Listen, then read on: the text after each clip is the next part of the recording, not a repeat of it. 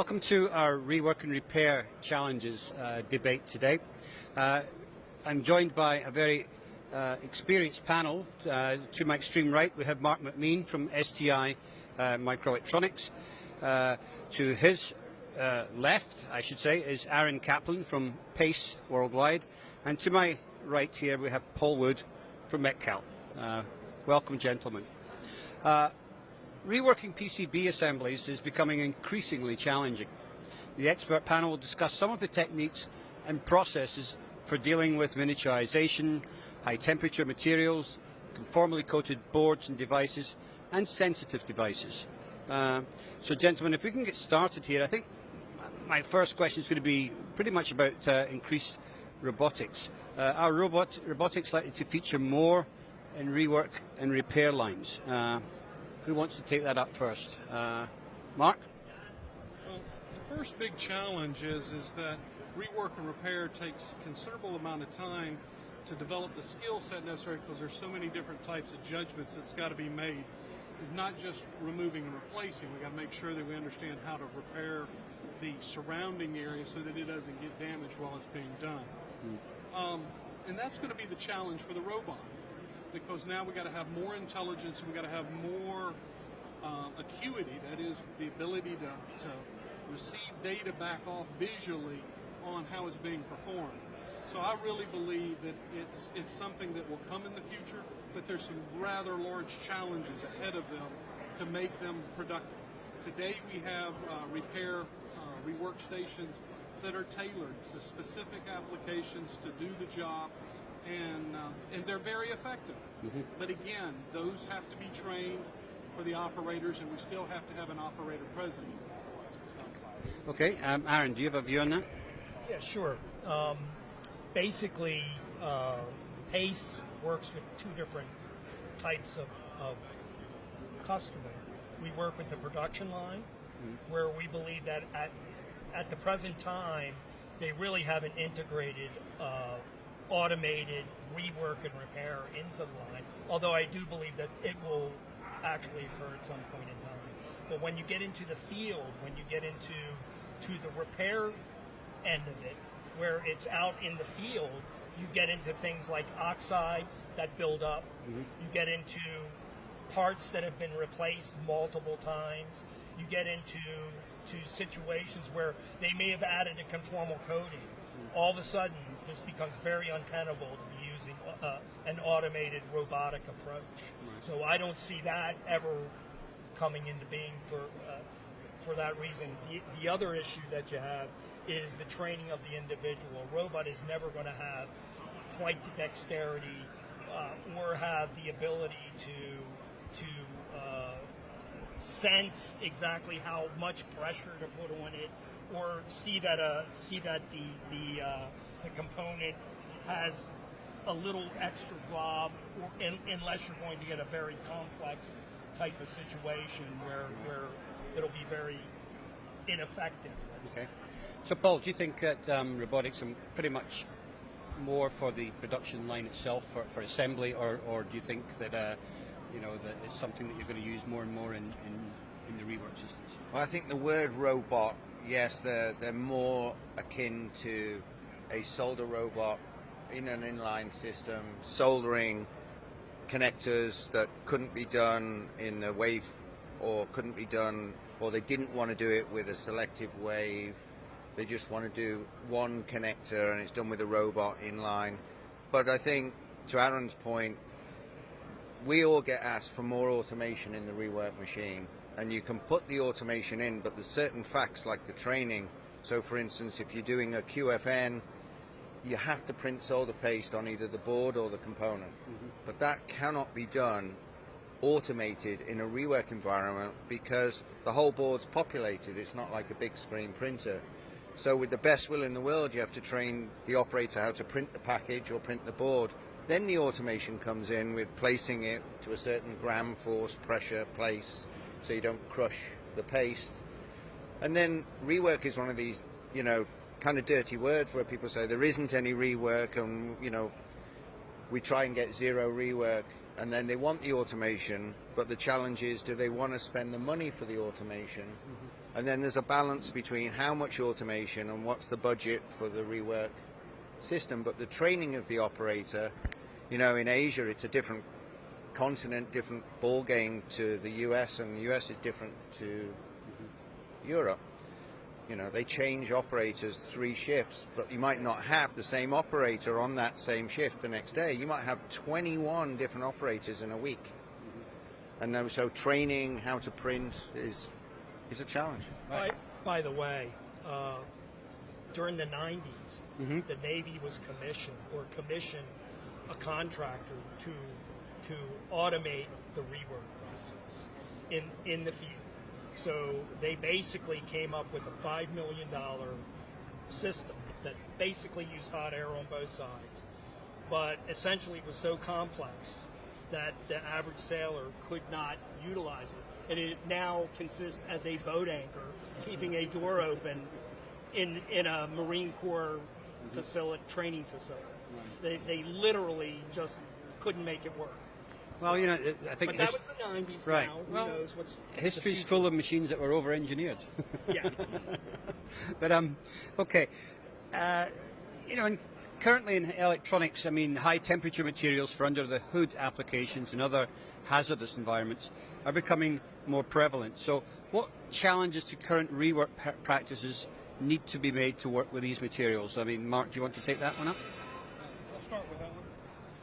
Yes, in the high temperature world, and even in the downhole, you know, from both automotive to downhole, you have harsh environments, and you need to be cognizant of the fact that when we're reworking an area that has these high temperatures, the surrounding area also needs to be thermocoupled and managed, because we don't want to create another problem while we're fixing one. Right. And that's where we're having the big challenge, and that's where training and insight needs to come in, so that we look at the board laminate structures, making sure they don't delaminate, and the surrounding area. The ability to use the equipment with the lead freeze and the real high temperature solders that are available for certain applications are there, but with that comes a responsibility that when we're doing it, which we have equipment to do, what are we doing to the other surrounding area that we don't put that into jeopardy? So that's what I consider to be one of the big challenges, and that leads to thermal management. You know, how long a dwell, how long a time period are we down on these different types of components? But that's really the real issue that we're seeing on some of our rework that we're having to do for customers that are in those marketplaces. Is they're more concerned. They're not worried about us replacing it, because we can replace it.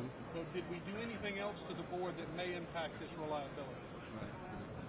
That's very true. With all these CTE mismatches of materials, with the elevated temperatures, it becomes more and more difficult to avoid these situations. What we've been seeing is a lot of interest in preheating technology, because many of these boards are designed to heat sink. They're designed, for example, LED boards. They're basically components that are mounted on aluminum. Yeah. Right. So what you have to do is you have to be willing to preheat the board to an acceptable level of heat. And essentially that allows you to come down with a standard soldering iron or desoldering iron, and then remove or replace that component in an acceptable dwell time.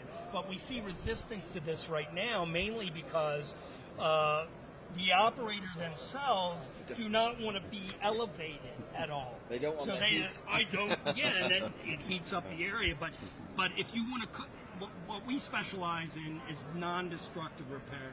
So that's what you want to do. You want to teach them the skills and reasoning so that they understand the thermal management, so that they don't cause damage due to their own repair action. You know, preheaters help you with that, but they're not as ergonomic as they could be. Right. No one wants to cut a hole in a table and put, you know, so that it's flat, because everybody wants to put a board right on the table and work on it. So. Yeah, no, I can see exactly where you're coming from with that. I mean, LEDs are a huge issue. You know, it's one of the biggest lies in the industry. You know, they sell these things for 25,000 hours life expectancy, but the solid-state electronics behind it only lasts 5,000 hours because you bake it to death. You know, Paul, what sort of issues are you seeing around the LED issue? Well, the LED issue, we've done quite a bit of work with that, is in the pick and place lines, you know, that your major manufacturers of LEDs basically say you shouldn't touch the dome at all with anything. So your pickup heads have to be either custom or standard for that manufacturer, so you seal around the dome. Then you've got the ground pad, like Aaron said, that's going to an aluminum plate on the bottom, and you've got to get that aluminum plate near enough directly underneath just that LED to reflow without reflowing everything else. So localized reflow is one challenge, but other than LED, I think, you know, to Mark's point, is I'll attack it from what he said, dwell times, temperatures. If you take BGAs and you take standard components, there are very few components that the IPC spec says, you know, it's 260, 265 max temp on the component, but your solders are very high temperatures, so you either have to have local cooling on the top while you're heating from below, otherwise you're damaging the dies, but you're soldering it with a 360 degree solder or something like that with an iron. Right. But packaging, thermal management of packaging, heat sinking does what it's supposed to do. It sinks the heat. Yes. So if you don't take the heat sink off, you have to raise the heat to get that off the board. So these are just easy for us to understand, but when the guy goes, don't take the heat sink off, take the part off, you go, but the heat sink's designed to take the heat away, that's what it's going to do. Yeah, right. Excavate the heat from the area. Yeah, it's interesting. You're talking about all these elevated temperatures. You know, with the under the hood applications. You know, a lot of electronics are designed to operate, or were previously designed to operate at 150 degrees under the hood, but they've recently increased that. It's now about 180 degrees. Is that becoming? It's an increasing problem. Yeah, that's becoming a. I'll start. That's becoming a real challenge. So the components themselves have to be designed for higher heats. The thermal management that's being applied up under the hood is also one of the challenges. So it's not conducive to the rework and repair centers or the equipment center. So repair centers and repair equipment operators are going to have to be well trained to be able to manage those expectations while they're doing the rework. Yeah. So they've got to be a lot more educated in their skill set to be able to manage, because now the margin of error is greatly diminished. And that's the one thing from the equipment set that's trying to be achieved to the training of the operator, is the ability to understand that we now have a lot narrower window to perform it without damaging it. Yep. So, and that was not the case when we were doing 6337, and as we started to move up the chain. But remember, power electronics is power electronics. We've got to have the high temperature because we're putting so much current, and there's got to be so much of that being heat sinked away. So Right. I see that as the real challenge. What about you know, the IPC standards and a lot of this? I mean, are they keeping up with this level of change? You know, the elevated temperatures that we're having to deal with. Well, I'll start it off again. So IPC is addressing it through their committees and getting things started in that arena. But remember, the component sets are rapidly changing.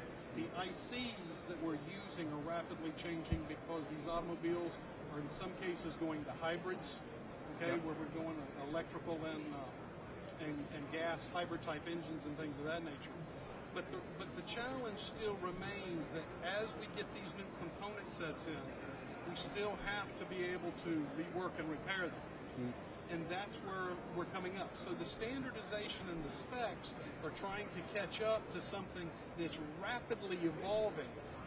Some of these bottom terminated parts are non-standard. We've got two very large heat sinks, and we have signal pins intermixed throughout the package.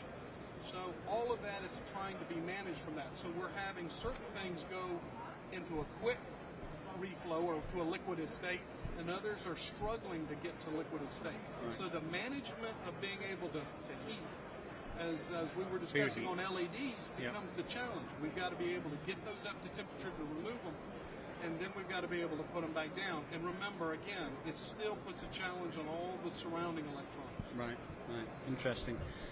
I want to move on a little bit and onto another issue that seems to be affecting us, which is conformal coating. It's something that's very much on the rise,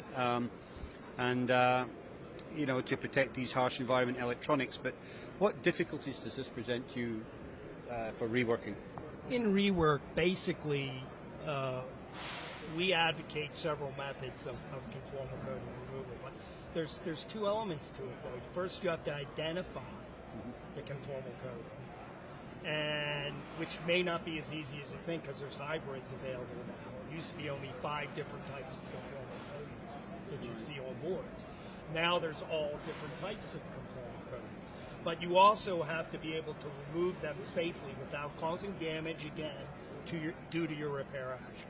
What we do is we have a thermal knife method, which is basically will overcure epoxies. So you work from thick to thin. Then we have an abrasive means, which uses like a Dremel tool with a brush, right. And you basically can remove certain types of conformal coatings like urethanes very easily.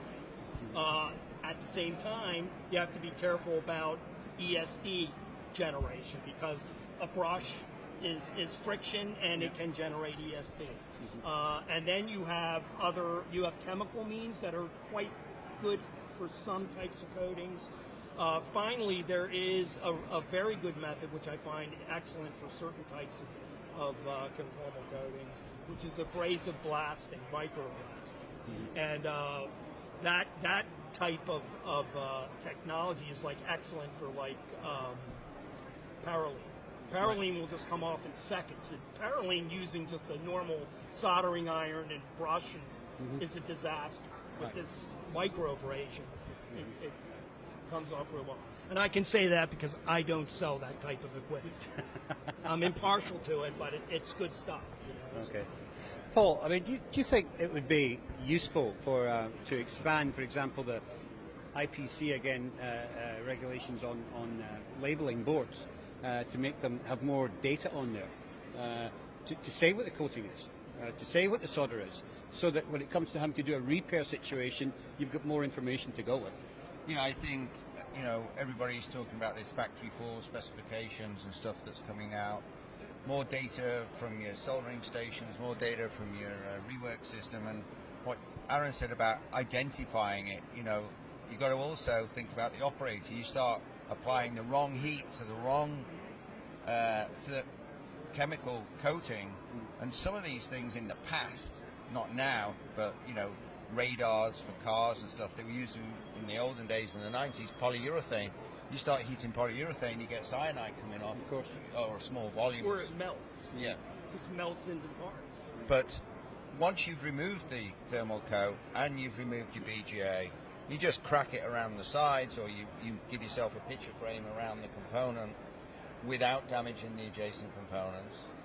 Then you put the new one back, and then you've got to recoat the thermal coat and duplicate the oven process or the temperature for that thermal coat on a rework machine, because they're not going to put the whole board through the normal production process.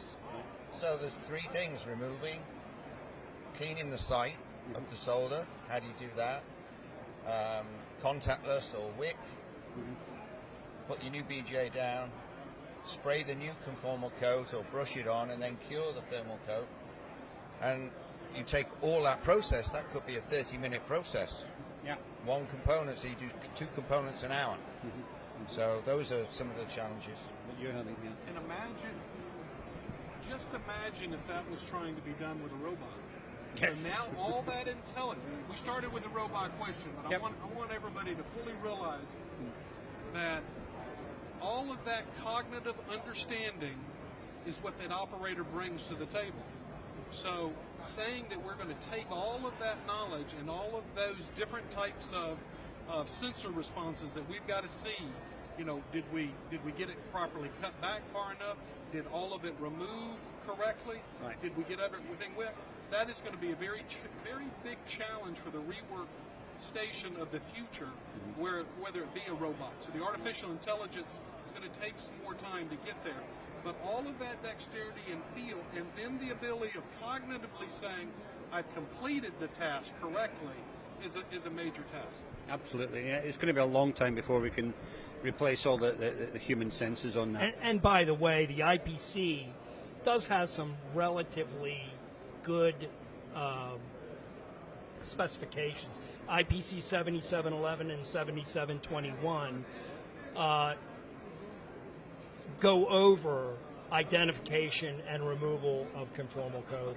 Right. And But I mean, in a lot of I mean, you guys work with these things all the time. I mean, I'm just, as an outsider, I'm thinking, do you have like 3D labeling now that maybe contains the information about what solder's been used, what flux has been used, what that would be fantastic because Wouldn't it's never there. it just seems a no-brainer to me. No. Well, exactly. The Yeah. future needs that. But Right. remember, the future is based on our ability to identify very quickly. So more information at that level is going to make us all a lot more efficient. Because today, some coatings you have to test for. You just can't randomly just pick it up and say it. So you're either having to chemically spot test to determine what it is, or cut it out, try to cut it to to be able to determine it. That becomes a real challenge. Well, if it's on the line, you have a chance that you can find out from going and looking at the can what the thermal coat is. But you get something coming back from the field, from a naval ship or from a sea or thermal coating on a car board. You don't know what year, you don't know what it was, and how it's going to perform, and you use the wrong tool, and now you've got yourself a gooky mess on the board, and now you've got to clean that up. Very good. And who gets? Very well put. I always say, who gets the blame when something goes wrong? The machine gets the blame, never the operator. And it's your product caused this problem. And when I do seminars, I always say, who gets the blame? The manufacturer of the product. But if you don't identify the process done by the operator, Well, yeah, that's a whole different subject, Paul. But I mean, you're right. I mean, the flip side of traceability is accountability, and how far down the production process can you trace to what went wrong? Was it what machine placed it, but what material did they use? Was it material that went defective? no, I'm just really saying. The production process is one issue, like Aaron said. When something comes in from the field, identifying what the process is and how you do it, that's where this labeling and identification, if it was ever on the board, would help everybody. Right. But if you use the wrong process on the wrong thermal coating, you got yourself a problem, and the board could be expensive. It could be the only board available, and somehow you've got to get it out and fixed. Right. And so let me move things on a little bit, and because we've got a certain time we're going to be in here. How can we modern rework systems limit operator damage to sensitive devices, and what are the panel's recommendations for handling them? Do you want to start with that, Aaron? Well, basically, it depends on what you're talking about. Obviously, most of the rework systems today are ESD safe, or we try to make them as ESD safe as possible. But again, it comes down to thermal management a lot of times. Are you going to overshoot? Is the soldering iron you're using going to overshoot? Is it going to overheat the component?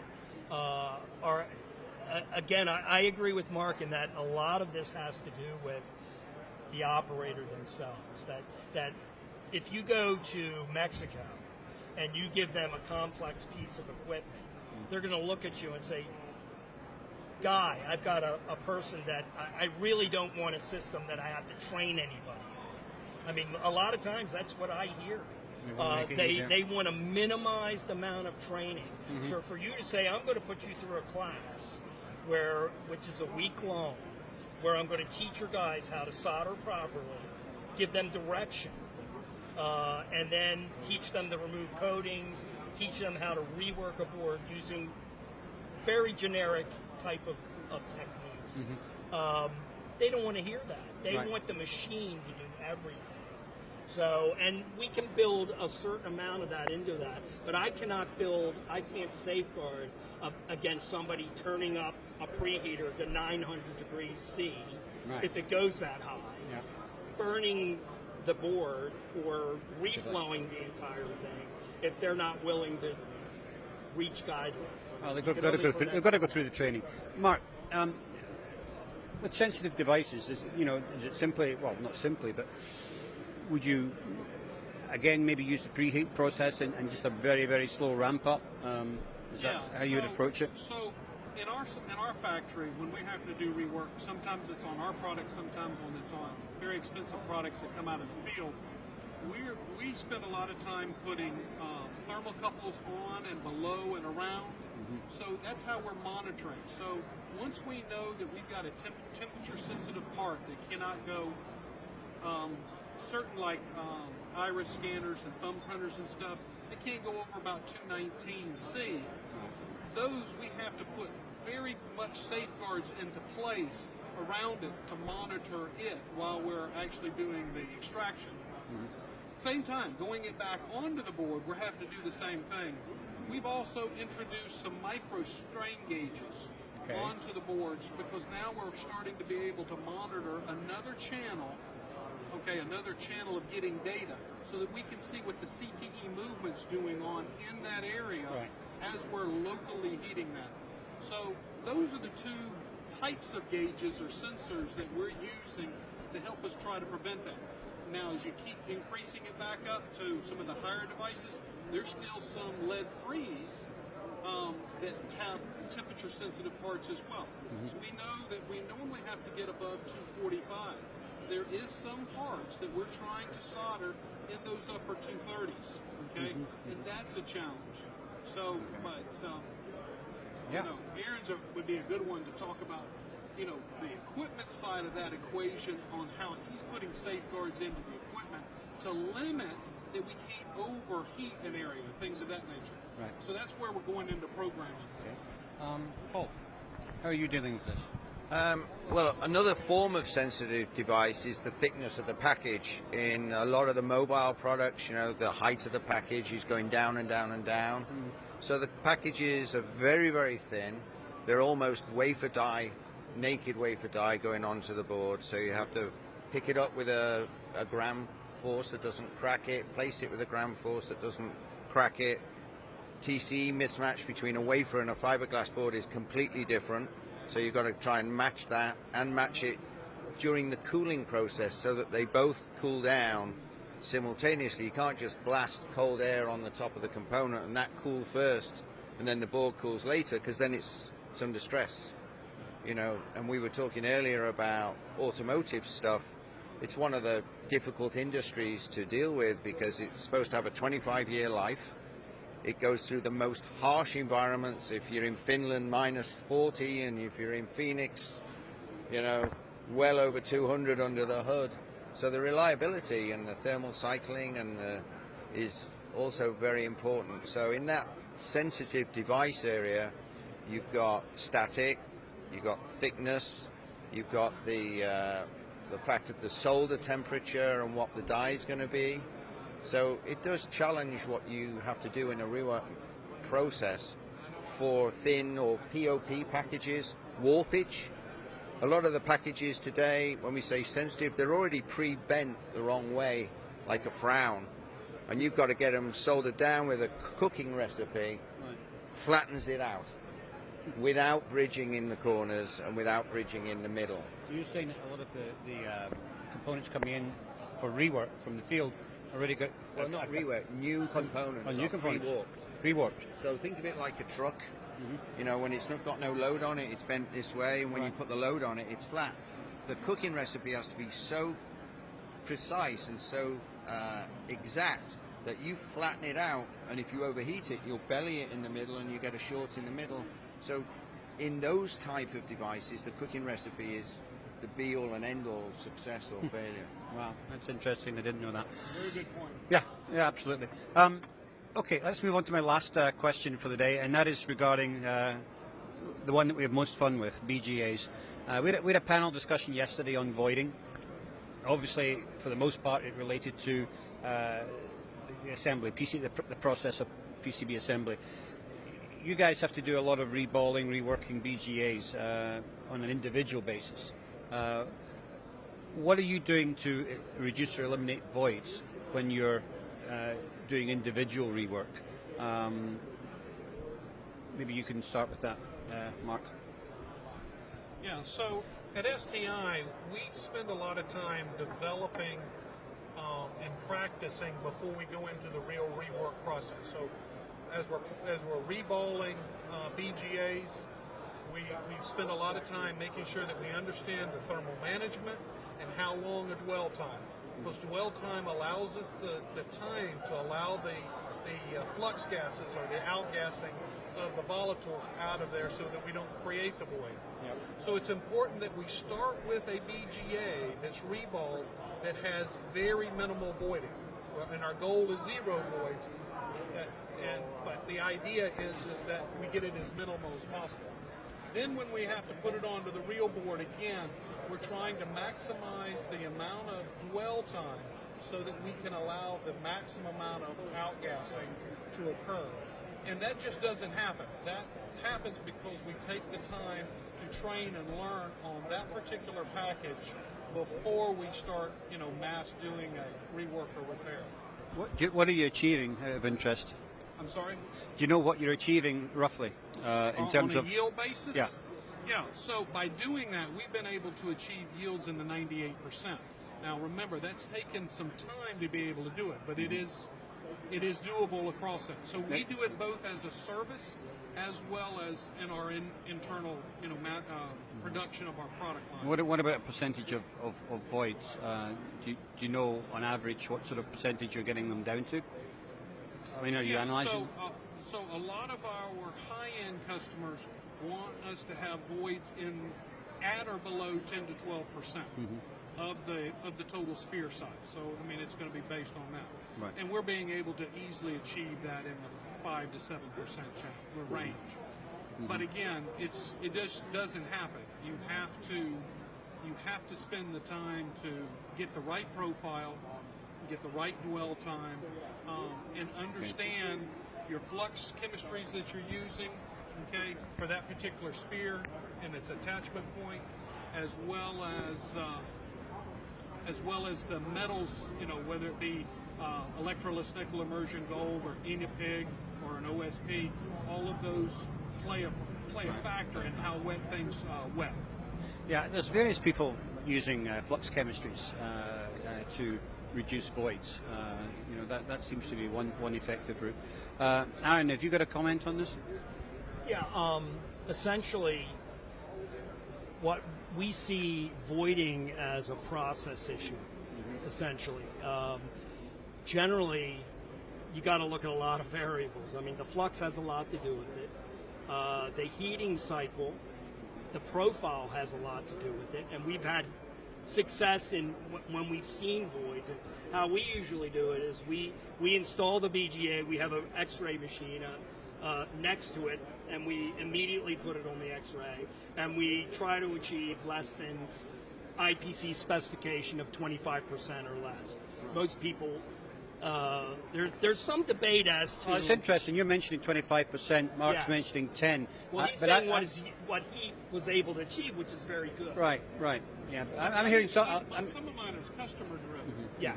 So I just want to make a comment that some of my high-rail customers, okay, are taking and putting a added reduction quality expectation below what the industry or IPC spec Yeah, is. because I've heard as agree low with as sub Aaron. 5. Yeah. I agree with it with Aaron on this. But the thing is that what we find is that, if you're not willing to build to create a proper profile, and we've had great success with, for example, if you use a faster heat up during the soak cycle or a hotter soak cycle, a lot of times that'll reduce the voiding.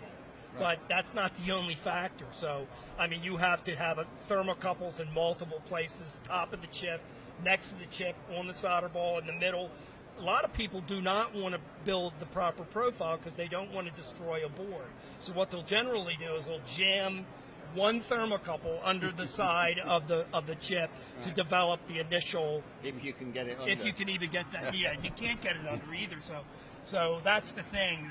There's a couple issues when it comes down to, you know, BGA rework.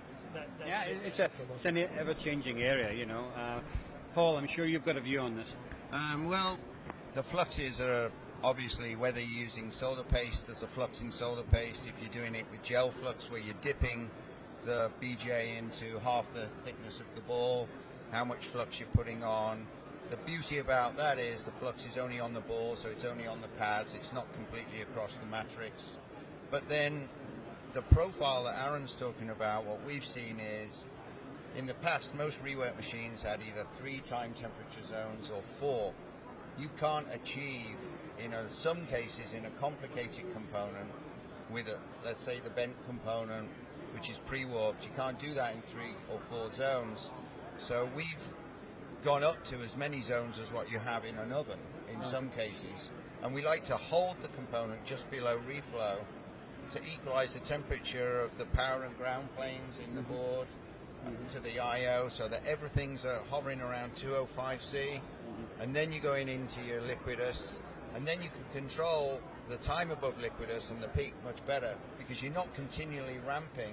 Right. You know, if you take a cake out of a microwave and you think it's cooked on the outside and you cook it straight in the middle, it's all gooey. You didn't have a holding time for it to cook into the middle. So more zones, from my point of view, has helped us reduce the voiding. Again, customer based. We are around the 10% in the majority of cases.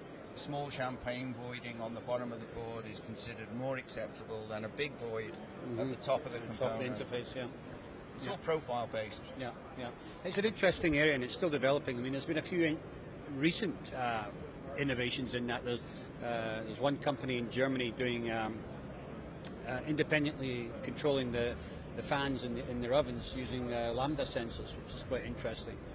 So that hooked up to a profiler would really help to optimize the process.